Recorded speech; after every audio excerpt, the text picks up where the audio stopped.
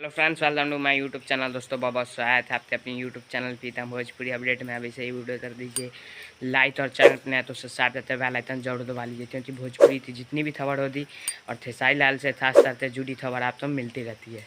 तो दोस्तों बहुत ही दिनों बाद पवन पांडे लिखा हुआ बहुत ही कमाल था बोलबम जाना, और सैड सॉन्ग में बोलबम जाना आ रहा है, और बहुत ही कमाल था। पोस्टर आप देख सकते हैं, पोस्टर ही इतना दर्द नाथ बनाया गया है, तो आप समझ सकते हैं गाना कितना दर्द से भरा हुआ। भोलेनाथ अभी जो तरोना ताल चल रहा है उसी पर ये गाना बनाया गया है, जिस गाने का नाम है बाबा लोद रही थी रोद रही। जी हाँ दोस्तों, अभी देश में जो तरोना है उसी तो रोज बताया गया है, और आदमी रहेगा या ये तरोना रहेगा, इसी पर ये गाना है।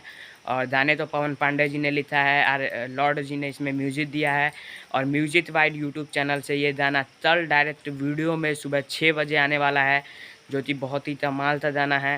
दर्द से भरा हुआ गाना है, तरोना ताल पर गाना है, तो आप लोग सुनिए इसे कल। और आज भी ये गाना आ रहा है बेल ते पतवा छतवा से हिले शिव शक्ति से, तो उसे भी ज़रूर सुनिए यार। तब तक के लिए जय हिंद, जय भारत।